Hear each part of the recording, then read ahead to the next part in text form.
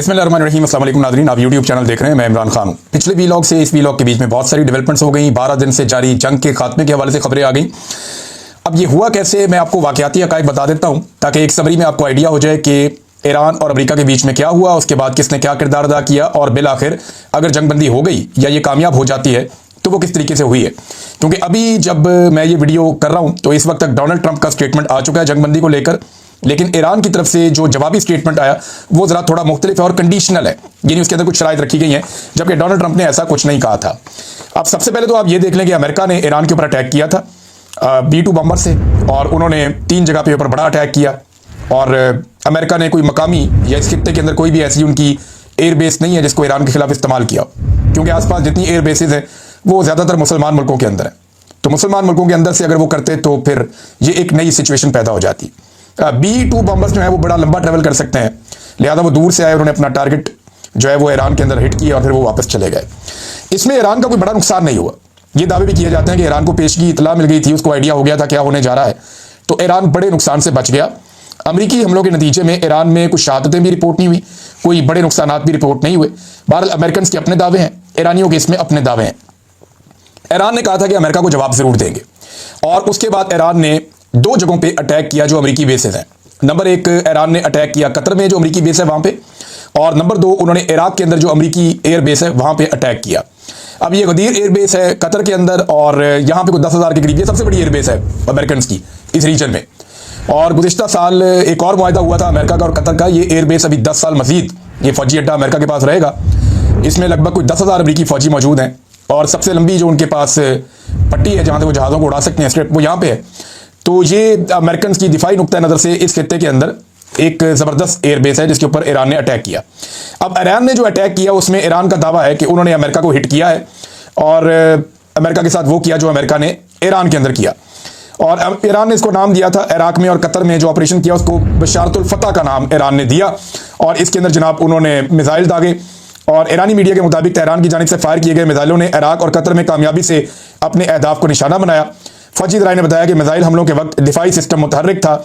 इससे कबल ईरान ने अमेरिका को जौहरी तनसीबात को निशाना बनाने के बाद भरपूर जवाब देने का इंदिया दिया था। अब ये जनाब एक तरफ जो मौक़िफ़ है ये है ईरान का। अब कतर का भी इसके ऊपर एक मौक़िफ़ आया, अरब ममालिक का भी आया, और उन्होंने मजम्मत की, क्योंकि अरब ममालिक को यह लगता है कि जब हमारी सरजमीन ईरान के खिलाफ इस्तेमाल नहीं हुई तो हमारी सरजमीन पे, चाहे वो अमेरिकन अड्डे हैं, वहाँ पे ईरान को अटैक नहीं करना चाहिए था। उनका मौक़िफ़ यह है, और ईरान का मौक़िफ़ यह है कतर को लेकर। और ईरान ने उनको बताया, अभी पेशगी इतला भी दी, ईरान ने उनको यह बताया कि जनाब हम कतर के ऊपर अटैक नहीं कर रहे, कतर वाले हमारे भाई हैं, यहाँ पे जो अमेरिकी बेस है जिन्होंने हमारे ऊपर अटैक किया हम उनके ऊपर अटैक कर रहे हैं। अब ये ईरान का मौक़िफ़ है, दोनों का मौक़िफ़ मैंने आपके सामने रख दिया। अब कतर में अमेरिकी एयरबेस पर ईरानी हमला, कतर का रद्द-ए-अमल जो सामने आया, उन्होंने इसकी शदीद मजम्मत करते हुए इसे खुद मुख्तारी फ़िज़ाई हदूद और अक़वाम मुत्तहिदा के चार्टर की खुली खिलाफ वर्जी करार दिया। और साथ उन्होंने ये भी कहा था कि इसके ऊपर हमारे पास जो है ये हक महफूज हम रखते हैं बराह रास्त जवाब देने का, ये भी कतर ने कहा था। लेकिन कतर ने उसके बाद एक बहुत बड़ा काम भी किया है, वो मैं आपको बता देता हूँ। डोनाल्ड ट्रंप ने इसके ऊपर क्या कहा। अमेरिकी सदर डोनाल्ड ट्रंप ने एक बड़ी अजीबोगरीब ट्वीट की है। ये सारी ट्वीट जो है वो मैं आपको उर्दू में बता देता हूँ, खबर क्या है एक्चुअली। इसकी ट्वीट बड़ी लंबी चौड़ी है, 2 ट्वीट्स की हैं एक्चुअली। एक तो उन्होंने जंगबंदी के हवाले से की, लेकिन उससे पहले जब ईरान ने अटैक किया वापस अमेरिका पे, तो अमेरिका ने क्या कहा।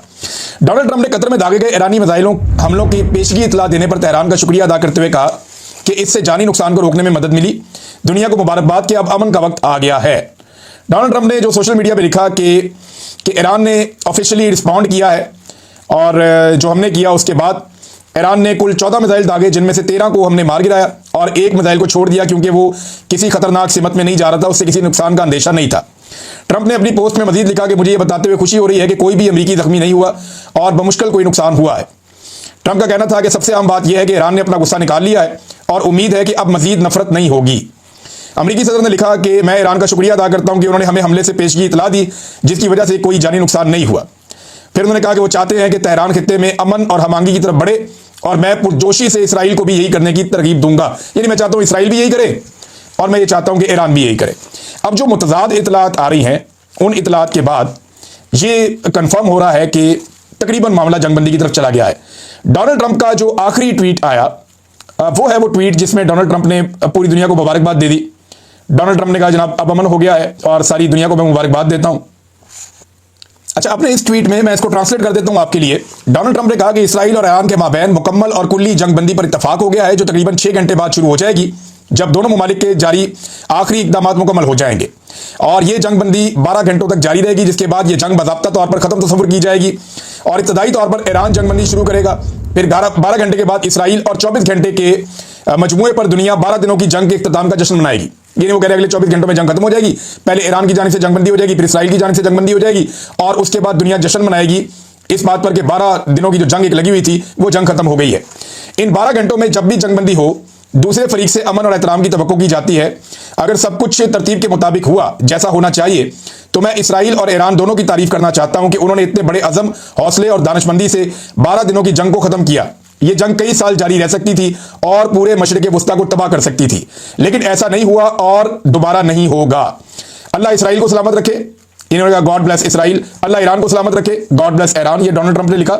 अल्लाह मशरिक़ वुस्ता को सलामत रखे, ये भी इन्होंने लिखा।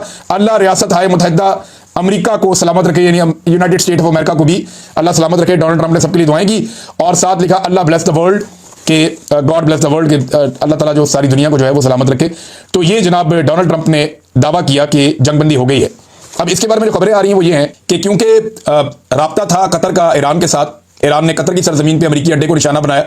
गो कि अमेरिका कह रहा है इसमें हमारा कोई नुकसान नहीं हुआ। ईरान को एक सेविंग मिल गई, एक फेस सेविंग मिल गई उन्हें। लेकिन इसराइल के साथ क्या हुआ ये मैं आपको भी आगे चल के बताता हूं। बहरहाल डोनाल्ड ट्रंप के स्टेटमेंट के बाद ये पता चलता है और कुछ मीडिया के जरिए ये दावा करते हैं, कुछ लोग कहते हैं कि शायद कतर की जानिब से अमेरिका से रब्ता किया, कुछ ये कहते हैं कि अमेरिका की जानिब से कतर से रब्ता किया गया, लेकिन ये जरूर है कि रब्ता हुआ दोनों के बीच में। और इसमें डोनाल्ड ट्रंप ने बताया कि इसराइल जंगबंदी पर आमादा है, तो आप ईरान से बात करें कि वो भी जंगबंदी पर आमादा हो जाए। ईरान तो पहले दिन से एक बात कह रहा है कि हमारे पे जो अटैक करेगा हम उस पर वापस अटैक करेंगे, अगर इसराइल जंग को रोक देता है तो हम भी जंग को रोक देंगे। लिहाजा जंग रोकने के ऊपर तो सारे आमादा थे, लेकिन ये जंग बढ़ती चली जा रही थी और ये खतरा था कि ये पूरे खित्ते में खुदा न खास्ता फैल जाएगी। अमेरिका जो तकरीबन 24 घंटे पहले बम्बारमेंट करता है और 24 घंटे के बाद वो एकदम जंगबंदी करवा देता है, ये कोई बात आपको समझ आ रही है? देखें, इसमें कोई कॉमन सेंस की चीजें हैं जो समझने की हैं। अमेरिका इस बात के ऊपर भी बजिद था कि ईरान के अंदर रजीम चेंज करवाया जाए और इसके इशारे डोनाल्ड ट्रंप दे रहे थे। डोनाल्ड ट्रंप इसराइल को बार बार कह रहे थे कि अपने हमले अपने कंटिन्यू रखने हैं और उनकी तारीफ भी कर रहे थे, उनको सपोर्ट भी कर रहे थे।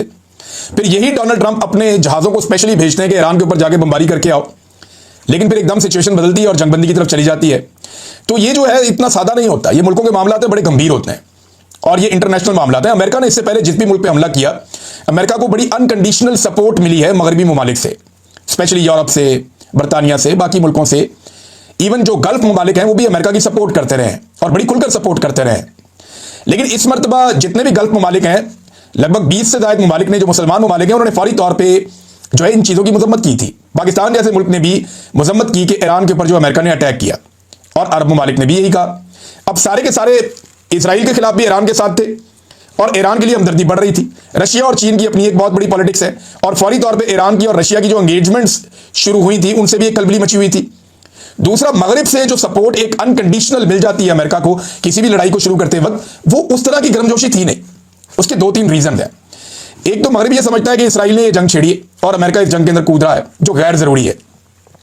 दूसरा, ईरान बार बार ये बताता रहा है कि हम तो एटमी ताकत बनना ही नहीं चाहते, हम नहीं बना रहे एटम बम, और इसके ऊपर कोई रिपोर्टें भी मौजूद हैं जिनको अमेरिका ने और इसराइल ने कहा नहीं ये झूठी रिपोर्टें हैं। दूसरी चीज ये। तीसरी चीज ये है कि यूरोप में और अमेरिका में एक छोटी सी खलीज पैदा हो गई इस बात को लेकर, छोटी तो नहीं है, बड़ी खलीज है, कि जब डोनाल्ड ट्रंप की इंतजामिया आई तो यूक्रेन के ऊपर इनकी पॉलिसी शिफ्ट हो गई, जिसपे यूरोप नाराज है।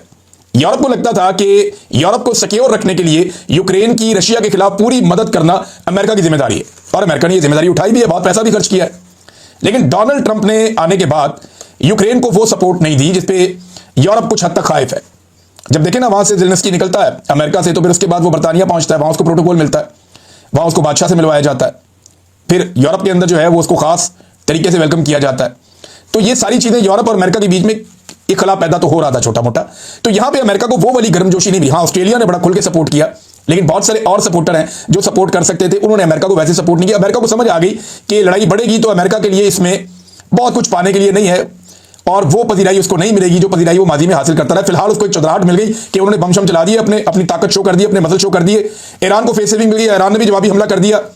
तो ये तो हो गया अमेरिका का और ईरान का, कि अमेरिका ने अपनी चौधराहट दिखा दी, अपने बम चला दिए, कि ना हम बहुत ताकतवर हैं, हमारा मुकाबला कोई नहीं कर सकता। ईरान ने अपनी आवाम को मुतमईन करने के लिए अमेरिका को जवाबी कार्रवाई भी कर दी। अब उसमें अमेरिका का नुकसान नहीं हुआ, अमेरिका ये दावा कर रहा है। लेकिन इसके अंदर हुआ क्या? देखिए, इसमें सबसे पहले आपको यह देखना पड़ेगा कि ईरान का नुकसान भारी हुआ है। लेकिन उनकी फौजी क़यादत जो है वो एक रात के अंदर शहीद हो गई, उनके बहुत सारे साइंटिस्ट शहीद हो गए, उनके बहुत सारे शहरी शहीद हो गए, उनका बहुत इंफ्रास्ट्रक्चर का नुकसान हुआ, बहुत सारी ऐसी साइट्स हैं जहां बहुत पैसा लगता है दोबारा उनको सेट करने में, तो ईरान का काफ़ी नुकसान हुआ। लेकिन इसमें खित्ते में इसराइल की मिथ भी ईरान ने तोड़ दी।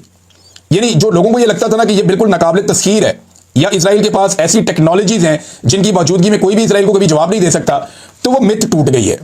वो जो एक खित्ते के अंदर चौधराहट बनी हुई थी इसराइल की, सारे मुसलमान मुल्कों के बीच में उसने अपना एक दंदनाता हुआ एक रोल रखा हुआ था, ऐसा लगता है कि ईरान ने वो मिथ भी तोड़ दी है। तो जहां ईरान का नुकसान हुआ वहां इसराइल का भी एक बहुत बड़ा नुकसान हुआ है। अब अमेरिका ने अपनी चौधराहट जो है वो किसी ना किसी तरह कायम कर दी, लेकिन फलस्तीनियों का मामला कुछ पीछे चला गया है। अब पाकिस्तान ने गलत मौके पर गलत फैसला किया। पाकिस्तान को थोड़ा इंतजार करना चाहिए था, जल्दबाजी नहीं करनी चाहिए थी। डोनाल्ड ट्रंप की ऐन बमबारी करने से पहले पाकिस्तान ने उन्हें अमन के नोबेल इनाम के लिए नामजद कर दिया। और ये मैं नहीं कह रहा, ये जो इस वक्त हुकूमत के बहुत हमायती सहाफ़ी हैं जिनके उनके साथ अच्छे ताल्लुकात हैं, मेरे तो नहीं अच्छे इस हुकूमत से ताल्लुकात, लेकिन जिनके अच्छे ताल्लुकात हैं, इवन हुसैन हक्कानी साहब हैं, बाकी लोग हैं, उन लोगों ने भी ये कहा कि नहीं, ये खुशामदाना फैसला है और जल्दबाजी में किया हुआ फैसला है। बहुत सारे लोगों ने कहा कि ये हुकूमत को अपना फैसला वापस लेना चाहिए, बल्कि इसके लिए JUIF के कामरान मुर्तज़ा साहब ने, सेनेटर हैं, उन्होंने सेनेट में करारदाद भी जमा करवा दी है कि ट्रंप को ये जो नामजदगी की गई है पाकिस्तान की जानिब से नोबेल पीस प्राइज़ की, इस पे उन्होंने करारदाद जमा करवा दिया। देखते हैं इसके ऊपर अब सेनेट के अंदर क्या बहस होती है, क्या बातचीत होती है। तो नाज़रीन, अब तक की जो कुल मिला के सूरत हाल है वो आके रुक जाती है एक आखिरी स्टेटमेंट के ऊपर, जो स्टेटमेंट दिया है ईरान के फॉरेन मिनिस्टर ने। और उनका स्टेटमेंट अभी जब मैं वीडियो रिकॉर्ड कर रहा हूं तो इससे कोई आधा घंटा पहले आया, आधा घंटा 35 मिनट पहले आया। और वो अपने स्टेटमेंट में क्या कह रहे हैं, वो भी अंग्रेजी में स्टेटमेंट है, मैं आपको उर्दू में इसको ट्रांसलेट कर देता हूं। उन्होंने कहा कि जैसा कि ईरान पहले भी कई बार वादे कर चुका है कि इसराइल ने ईरान के खिलाफ जारहियत शुरू की है, हमने नहीं की, और अभी तक किसी जंगबंदी या फौजी कार्रवाई के खात्मे पर कोई मुआहदा तय नहीं पाया है। ये अभी वो ये कह रहे हैं आधा पौना घंटा पहले कि अभी तक कोई मुआहदा तय नहीं पाया है। ताहम उन्होंने एक शर्त रख दी। उन्होंने कहा कि शर्त यह है कि इसराइली हुकूमत तेहरान के वक्त के मुताबिक सुबह 4 बजे के बाद ईरानी अवाम के खिलाफ अपनी गैर कानूनी जारियत बंद कर दे। हमारा इसके बाद अपना रद्द अमल जारी रखने का कोई इरादा नहीं है। तो ये एक तरह से जंगबंदी का ऐलान है, लेकिन मशरूत है कि इसराइल जो है वो अब अटैक करना बंद कर दे। अगर इसराइल अटैक करना बंद करता है तो हम भी अटैक नहीं करते। ये एक कंडीशन है। तो लगता ऐसा है कि तकरीबन जंगबंदी है। हमारी फौजी कार्रवाइयों को रोकने का हतमी फैसला बाद में किया जाएगा। ये जनाब ईरान की जानिब से स्टेटमेंट है। देखिए, उन्होंने भी इतनी लंबी लड़ाई लड़ी है, उन्होंने अपने लोगों को मुतमईन रखना है, लेकिन यहां पे एक चीज हम सबको याद रखनी पड़ेगी कि गाजा के मुसलमान इससे एक उम्मीद में आ गए थे और पहली मरतबा उन्होंने देखा कि इसराइल के ऊपर भी वापस रिटेलिएशन हुई है। इसराइल को पहली मरतबा जंग की हिद्दत का, जंग की गर्मी का और उसकी शिद्दत का अंदाजा हुआ कि जंग उनके अपने मुल्क के अंदर पहुंची। उनके अपने मुल्क के अंदर जो है वो धमाके हुए, मिसाइल आकर गिरे हैं। तो ये एक नई सूरत हाल है जिसका उन्होंने बड़े लंबे अरसे के बाद, कम से कम जो अभी मौजूदा नस्लें हैं ये इसराइल की, उन्होंने पहली मरतबा इसका सामना किया है। तो ये उनके लिए बड़ा टफ था। अब इसमें मुसलमान मुल्कों के पास एक मौका है कि इस मौके को जाया ना जाने दें, इकट्ठे होकर बैठें, चाहे सऊदी अरब में बैठें, चाहे कतर में जाकर बैठ जाएं, चाहे ईरान में आकर बैठ जाएं।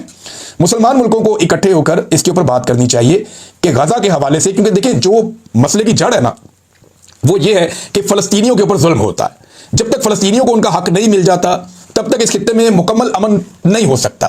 तो इस मसले को उजागर किया जाए और इस मौके से फायदा उठाते हुए, देखिए हर बुरी चीज के अंदर या हर लड़ाई के अंदर कहीं ना कहीं खैर का पहलू भी होता है। तो अगर यहां से ये खैर का पहलू निकल आए और मुसलमान ममालिक एक दबाव बनाएं और कोशिश करेंगे खित्ते में पायदार और हमेशा अमन रखने के लिए फलस्तीन का जो मसला है वो हल किया जाए, फलस्तीनियों को उनका जो जायज हक है वो दिया जाए, तो फिर सूरत हाल जो है वो देर पा अमन की तरफ जा सकती है। अब नाज़रीन, एक और खबर की तरफ आ जाएं कि अली अमीन गंडापुर साहब बहुत ज्यादा तनकीद की जद में है। उसकी वजह यह है कि खैबर पख्तूनख्वा असेंबली ने बजट पास करवा दिया है। देखिए, हमारे पास जो दस्तयाब मालूमात है वो मैं आपके सामने रख देता हूं। मालूमात यह है कि इमरान खान साहब ने यह ऑर्डर दिया था कि मेरे से मुशावरत किए बगैर यह बजट पास नहीं होगा। फिर खबर आती है कि बजट पेश हो गया है, इस पर बहुत तनकीद हुई। फिर बाद में खबर आती है कि बजट पास हो गया, कल बजट पास भी हो गया, इस पर और ज्यादा तनकीद हुई और बुछाड़ हो रही है अली अमीन गंडापुर साहब पे, उनकी गवर्नमेंट पे कि आपने बजट इमरान खान साहब से बात किए बगैर पास क्यों किया, हत्ता कि अभी 30 तारीख तक का टाइम था। अब इस पे जो मेरे पास खबरें हैं पहले मैं वो आपके साथ शेयर कर देता हूं, फिर मैं आपको अपना तजज़िया भी बता दूंगा। खबरें ये हैं कि हमारे पास जो इंफॉर्मेशन है वो इमरान खान साहब की बहनों के जरिए से आई थी कि इमरान खान साहब ने क्या कहा था। 2 बहनें इमरान खान साहब से मंगल वाले दिन मिली थी और उसके बाद इमरान खान साहब का एक ट्वीट भी था जिसमें यह लिखा हुआ था कि इमरान खान साहब से मुशावरत के बाद बजट पास होगा। और उसके अलावा यानी इमरान खान साहब ये बताना चाह रहे थे कि उनकी रेलिवेंसी कितनी है, उनसे मुशावरत होगी तो बजट पास होगा। फिर अलीमा खान साहबा की एक ट्वीट है जिसमें उन्होंने ये दावा किया कि खैबर पख्तूनख्वा की असेंबली के तमाम लोग जो है वो अडियाला जेल आएंगे और वहां पे आएंगे, पहुंचेंगे, हम भी जाएंगे, एहतजाज करेंगे। तो इस किस्म की एक हिकमत अमली भी बनी हुई थी जिसको उन्होंने बड़ा वेलकम किया था। और जो पॉलिटिकल कमेटी के लोग हैं, कुछ लोगों से जो मैंने इंफॉर्मेशन इकट्ठी की वो ये है कि क़यादत में भी कुछ लोग हैरान थे कि बजट ऐसे पास हो गया। हालांकि तय ये था कि 24 तारीख को यानी आज के दिन में खैबर पख्तूनख्वा के एमपीएस बड़ी तादाद में जाएंगे और जाकर वहां पे अडियाला के बाहर मौजूद रहेंगे और ये मुतालबा करेंगे कि इमरान खान साहब से मुलाकात करवाई जाए, हमने बजट के हवाले से उनसे मुशावरत करनी है। और फिर जिन लोगों को इमरान खान साहब ने बुलाया था, ये 5 लोग हैं जिनको इमरान खान साहब बुला रहे हैं, ये अप्रैल से कोशिश कर रहे हैं कि ये लोग आएँ और मिलें, और कोई संजीदा तरीके से मुलाकात हो नहीं पा रही इमरान खान साहब की। अली अमीन गंडापुर साहब को मिलना चाहते हैं, वो तैमूर झगड़ा साहब को मिलना चाहते हैं, शिबली फराज साहब को मिलना चाहते हैं, उमर अयूब साहब को मिलना चाहते हैं और मुजम्मल असलम साहब को मिलना चाहते हैं। 5 लोगों को इमरान खान साहब मिलना चाहते हैं, लेकिन मुलाकात अभी तक हुई नहीं। तो मंगल का दिन है, यहां पे ये कोशिश होनी थी कि इमरान खान साहब से मुलाकात करवाई जाए। और फिर यह भी बताया गया था कि फिर 30 तारीख को इन केस अगर बहुत मामला फंस गया तो 30 जून तक की डेडलाइन है, तो तब बजट पास कर दिया जाएगा, ये भी कहा गया था। और ये पाकिस्तान तहरीक इंसाफ के अपने लोगों ने मुझे बताया। अब इसमें टेक्निकलिटीज क्या है, बजट क्या अचानक से पास हो सकता है, नहीं हो सकता, ये सारी लंबी चीजें, लेकिन उनकी बताई हुई कहानी ये थी। अब बजट पास होने के बाद जो है वो ये होता क्यों है, देखें। अली अमीन गंडापुर साहब बहुत बड़े बोल जाते हैं। मसला ये नहीं है कि बजट पास क्यों हो गया, उनका आईनी हक है। अली अमीन गंडापुर वज़ीर आला है, वो बजट पास करवाना चाहें तो करवा लें, उनके पास असेंबली है और उनका आईनी और कानूनी हक है कि वो बजट पास करवाएं। लेकिन मामला ये है कि वो बहुत बड़े बोल जाते हैं, वो बड़े दावे कर जाते हैं। तो जब आप बड़े दावे कर जाते हैं ना, तो वो दावे आपको बाद वक्त फंसा देते हैं, लोग आपसे उम्मीद बांध लेते हैं। यही गंडापुर साहब के साथ हुआ, जब वो पहले लोगों के साथ गए इस्लामाबाद, फिर वो लोगों को उन्होंने अकेला कर दिया और वो वापस चले गए। और जो लोगों के साथ हुआ वो भी आपके सामने। फिर दूसरी मरतबा भी उन्होंने बहुत बड़े दावे किए कि मैं पहली गोली खाऊंगा, लोगों को गोलियां लग रही थी, अली अमीन गंडापुर साहब वापस चले गए। तो अभी फिर उन्होंने बहुत बड़े दावे कर दिए। जो दावे हैं ना, वो उनके सामने आकर खड़े हो जाते हैं। अगर वो दावे ना करें और खामोशी से सर फेंक के अपना काम करें तो इतनी तनकीद उनके ऊपर शायद नहीं होगी। अब कुछ लोग कह रहे हैं कि अली अमीन गंडापुर साहब ने गद्दारी कर दी, ये कर दिया, वो कर दिया। देखें, मैं एक बात कहना चाहता हूं कि ये फैसला तो फिर इमरान खान ने करना है। देखें, अली अमीन गंडापुर साहब चॉइस किसकी है? इमरान खान की है। उन्हें वज़ीर आला बनाया किसने? इमरान खान साहब ने बनाया। अगर वो इमरान खान के फैसले मान रहे हैं तो इमरान खान साहब उनके बारे में फैसला कुछ और करेंगे, और अगर इमरान खान साहब को लगेगा कि मुझे फायदे के बजाय नुकसान दे रहे हैं तो फिर इमरान खान साहब फैसला कुछ और करेंगे। ये फैसला तो देखें, ना मैं कर सकता हूं, ना कोई और कर सकता है, ना सोशल मीडिया कर सकता है। ये फैसला तो इमरान खान साहब ने करना है। और जिस वक्त इमरान खान साहब ने फैसला किया, आपको उसके असरात नजर भी आ जाएंगे, आपको पता भी चल जाएगा। लेकिन मैं आपको एक चीज ये बता दूं कि जेल में बैठे हुए लीडर के लिए ये इस किस्म के फैसले करना और इतनी बड़ी चीजें डिसाइड करना आसान नहीं होता। ये मुश्किल होता है, ये बहुत मुश्किल होता है। उस्मान बुज़दार जैसे वज़ीर आला को चेंज करना बहुत मुश्किल था, तो यहां ये फैसले आसान नहीं होते। अब जो खैबर पख्तूनख्वा के एमपीएस हैं, वो क्या कहते हैं कि उन्हें क्या बताया गया था? खैबर पख्तूनख्वा के एमपीएस को यह बताया गया था कि हमारे सूबे के अंदर हमारे पास काफी पैसा है जो हम अवामी फलाह के ऊपर खर्च करना चाहते हैं, और हमने बड़ी मेहनत करके अपने सूबे को सरप्लस किया है।